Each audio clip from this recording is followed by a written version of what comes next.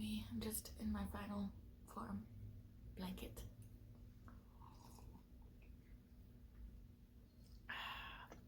But at least it fits the decor. Hey friends, Allison here. I really wanted and needed to get in one final video before 2020 was over, and I did have to go back and look at this fun fact. I've really only been YouTubing since the end of August, so therefore I really needed to squeak in just a little project before the start of the new year. And at first I didn't really know what I wanted to do. I mean, I could finish an old project, but that's so boring. And thankfully Netflix came out with their teaser trailer for Leigh Bardugo's kind of fun and well-known book trilogy, Shadow and Bone, also titled Shadow and Bone, the TV series. This is something that I've looked forward to for like a year and a half, ever since she announced that, hey, I'm working with Netflix. I've been very excited. If you don't know, Shadow and Bone focuses on a young girl, I want to say she's like late teens, early 20s, who is a magic user but doesn't know she's a magic user. And I know how this sounds, but I really enjoyed this book trilogy, and definitely the overarching universe, affectionately and colloquially called the Grishaverse. So magic users in this book series are called Grisha, and most of their powers are derived from like nature, except for one type of magic user wherein they more focus on the human body. And I can get into all of the fun types, but that's another video. So, or you could just read the book series. So Alina, just when she finally does discover her powers, she uses them in a big way. So what we do find out is that she's a sun summoner. So basically she can not transform. She can call to her massive powers of light. And well, it doesn't seem like a great thing, because this is more or less set like late 1800s, but like fantasy 1800s, clearly, in Russia, in a Russia type setting. The country is called Radka. Light is very much a thing because electricity is also not a thing. So gotta get light from somewhere. And on top of it, I know the Grisha derive their powers from nature, but this is kind of a unique class. Something that like comes along once every 300 years, apparently. But also this particular power is something that leads her to eventually becoming a saint, and also that's a whole other story for another video, which we'll get to later, hopefully in the new year. I really definitely want to finish the projects that I started this year, also work on some new projects in 2021, which we can talk about much later. Right now we're going to focus on Alina. And because she is depicted as being like a saint in her book trilogy, and if she's even cosplayed as a saint with like Met Gala-esque type sunray tiaras, I decided that I really wanted to make that kind of tiara for this video, and to get to my point finally. But I really kind of wanted to combine that Met Gala type tiara with traditional Russian kokoshniks. And so if you've ever seen the Anastasia animated movie, sorry, my cat's playing over there, and that's what all the noise is. But anyways, if you've ever seen that movie, you know she has like a diamond encrusted tiara, and it's not like a normal or what we think of as tiara. It's got this kind of shape to it. So I decided I really wanted to combine that with the Sunray Met Gala tiara, or halo, I think, because it's based off of like pictures of Mary and Jesus and everything. So, well, before I show you this doodle, I went to Instagram, and you guys overwhelmingly, I think with like 7 votes, decided that you really liked this type tiara, which is based off of this type of design of kokoshnik, which I think is Russian for tiara. I don't know. I should have looked that up. Please don't roast me in the comments for all of these weirdo pronunciations. I'm trying my best here. Did definitely want to use this for an eventual Alina Starkov cosplay, because it's something that I've really wanted to do for a while. So hopefully we'll see what happens in 2021. It's kind of hard to plan for cosplays when there's no convention or gatherings really happening, and book cosplays aren't really a thing. So hopefully with the new Netflix series, we'll get more cosplayers, and because there's so many amazing characters in the Shadow and Bone trilogy, and definitely in Six of Crows, which is the duology that happens next. And right now, for the Grishaverse, Lee Bardugo is working on another book series.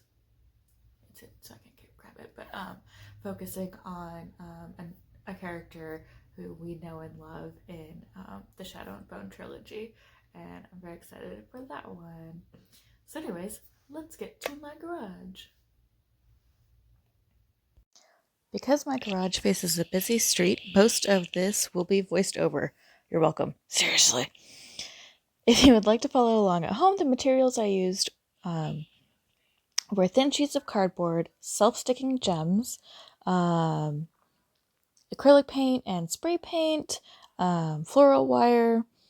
I thought I would use some headbands to, to put it on my head later, but that did not work out.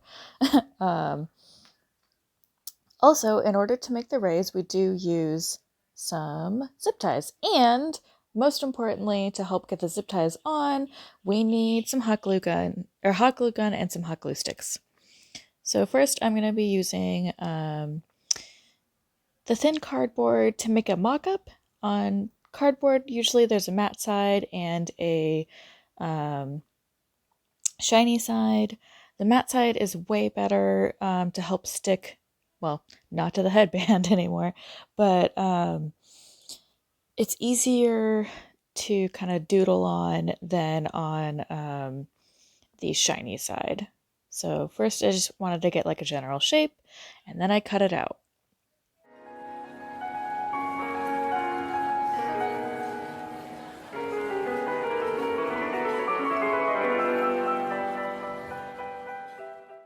Here I'm cutting in some tabs.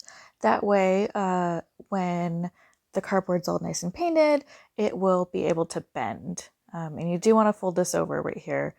So that way you get this lovely tiara shape. I had a couple different ideas of how I wanted my kokoshnik to look. Either this way with having all of the paint being on one surface, or having them be on 2 surfaces.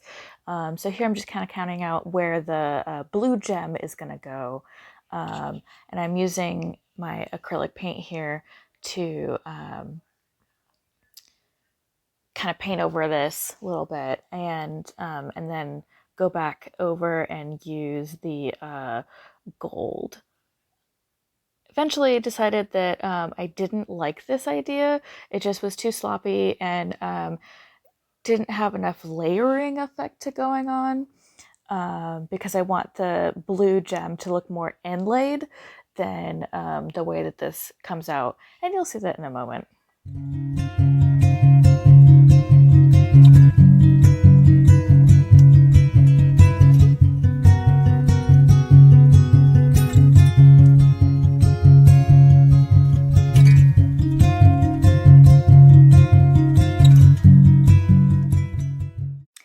While the blue paint's drying, we're gonna get our zip ties together and spray paint them.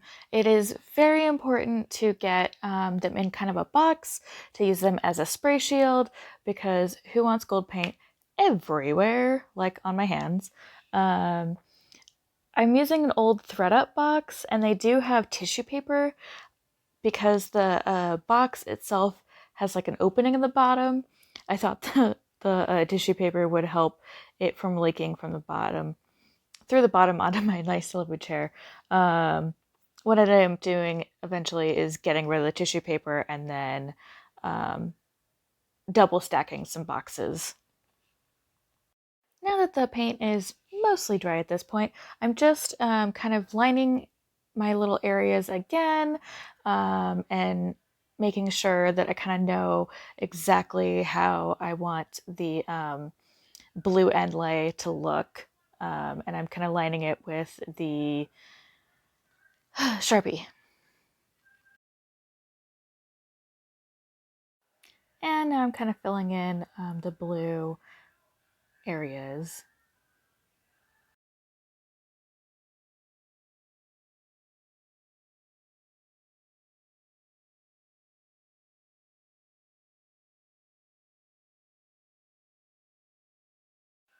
And now for the gold. It's at this point when I realize that the gold paint is just very thin and it doesn't quite cover the dark blue, thus leading me to my second design idea, which is to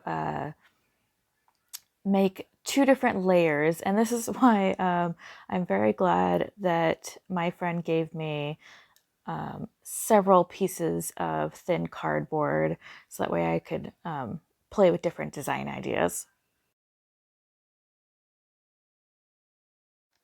It's at this point when I realize that the two gold spray paints actually look way different. The gold of the spray paint is more of a brassy gold, and the gold from the acrylic paint is more of a gold.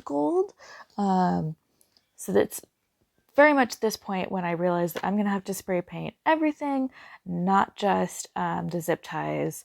So that way everything looks a little bit more cohesive. And it's also at this point when I'm realizing that I'm very glad I did a mock-up part, because the gems don't quite look as inlaid. They just look painted on and it looks kind of blah. So we're going to have to go back and do the 2 layers, like I've been talking about.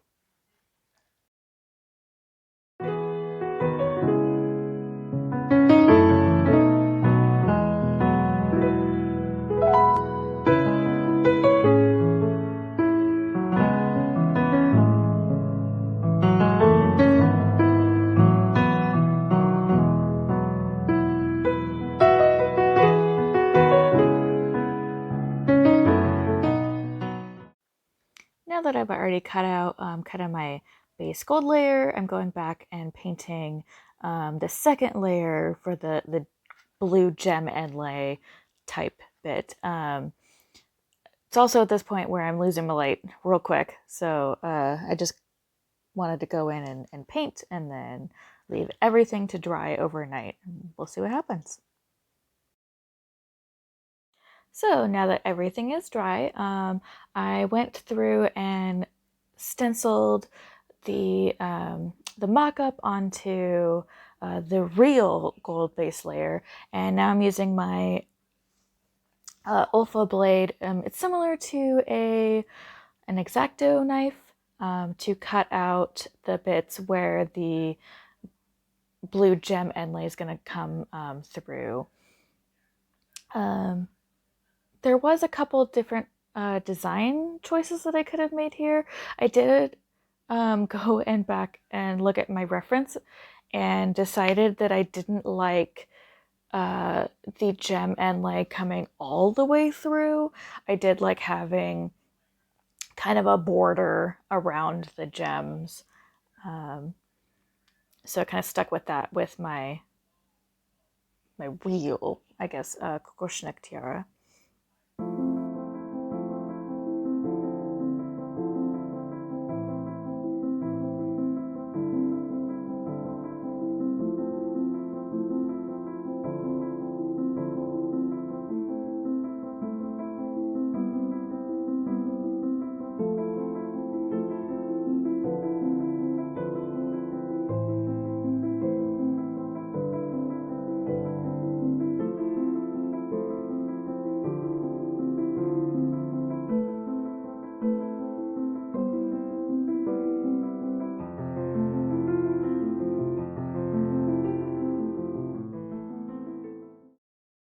So what I was finding out was that you really have to press down with your Olfa blade, otherwise it doesn't punch all the way through the cardboard. As I found out here, the spray paint does make the cardboard stronger, but there were still some rips and tears that happened. So I'm very glad that I had some Scotch tape on hand to help any little fixes.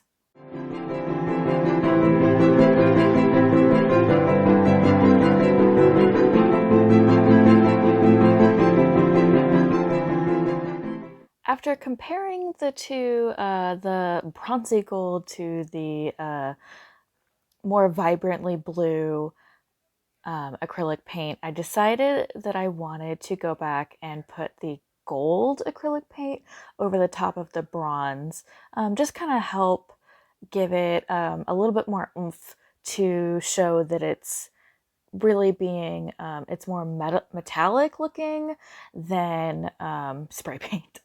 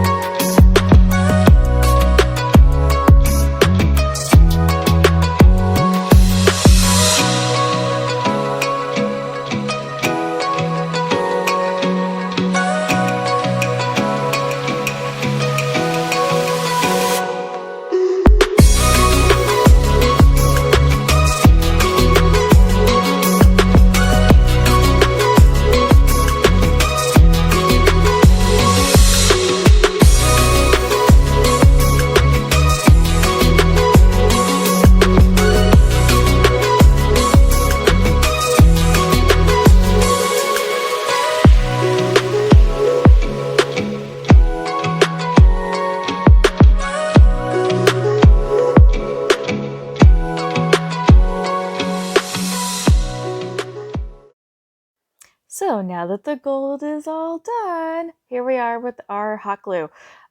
So quick thing, it's a lot colder now than it is normally. So you have to be very, very, very quick. And I was not quick enough, unfortunately. So the hot glue kind of bubbled up and stuck to the piece of cardboard that I had laying underneath. Be way quicker than I was. Thankfully, though, we have super glue, and the super glue definitely worked to help get it looking nice.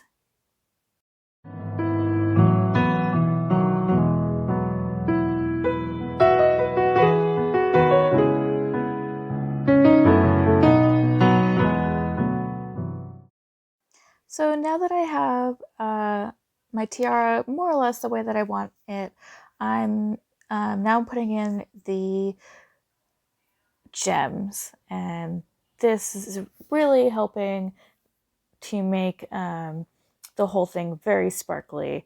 Thankfully, this set has multiple sizes. Unfortunately, it doesn't have enough of the small ones, which you'll find out in a moment. I got a little too overzealous with some pieces, some of the stripes.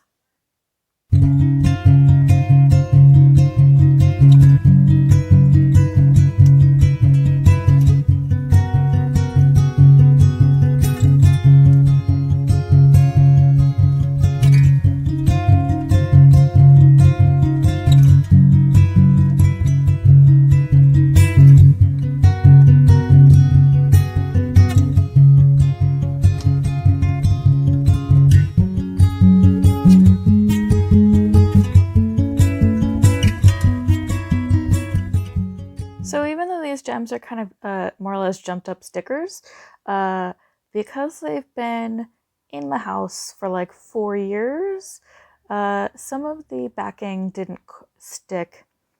It stuck more to the piece of paper that they were supposed to be on and not my cardboard. So thankfully, super glue is right there to help officially stick them. Just look at that sparkle, folks. So I didn't get footage of this next step, but basically what you're going to want to do is take 3 pieces of floral wire and then braid them together and then form fit that to your head. After that, you're going to hot glue it to the rim of the tiara, and ta-da! You have a tiara now. It did kind of hide, so the ends do extend a little bit out past the tiara, and that way you can just hide it in your hair real easy like that. So now that we have the base of the Koichi tiara the way that we want it, we're now going in and putting in the sun rays. I did have to go and trim more of the zip ties this way because I did make them a little too long, but that's fine because as you may or may not know, you can't regrow plastic. And by having them kind of sit this way, I'm finding out exactly how tall I want some, how short I want others, and placing them. What I should have done, and what I'm pro tip right here, mark out on this nice lovely white space exactly where the stripes are on the other side, and then this way when you go and use the hot glue, you know where to place these suckers, because I didn't do that, so everything kind of shifts a little to the left, which is hilarious, but it isn't quite what I wanted things to look like. Also, so if you may or may not know, but zip ties have a solid plastic side, and then they have a bumpy plastic side, and this is to help kind of grip them to themselves and other stuff, and makes them, you know, kind of ratchet tighter. But a bumpy side isn't really what I want for my tiara. So even though the hooked end is facing outward and not inward, which would be way more ideal, I didn't really care because the solid is more aesthetic to me.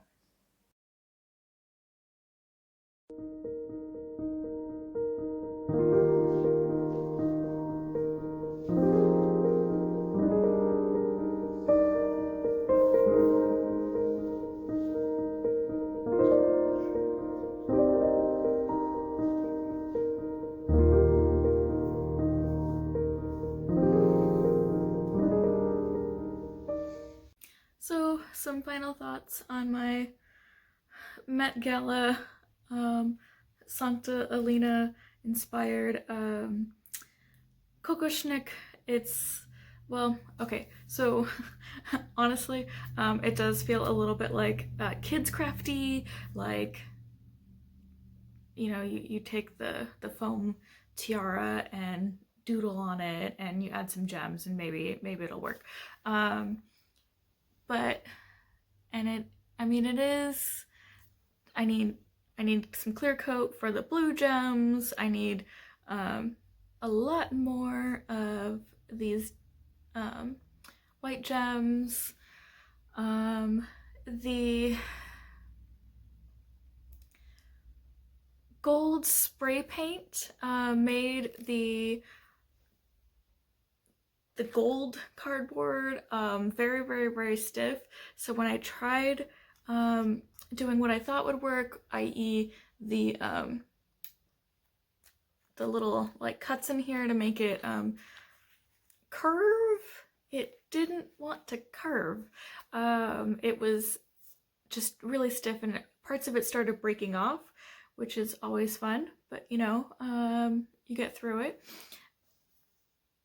The other, like, I don't know, it really made my creative juices start flowing and thinking about, you know, what I would do for next time, mainly because I'm more of a clothes person. I don't really ever make props. This is, like, I think I've only made like a handful of props ever. And the fact that all of the zip ties kind of shifted this way is only part of the fun.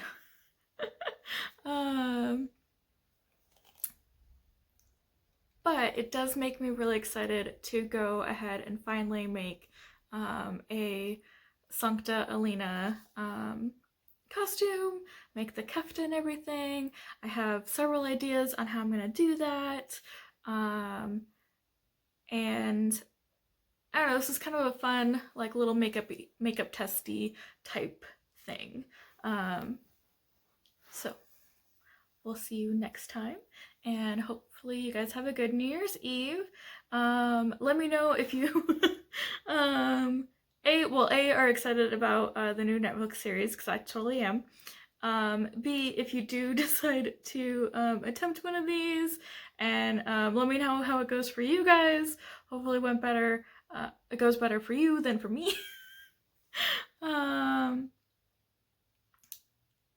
And I don't know, this was a nice, like, send off from 2020.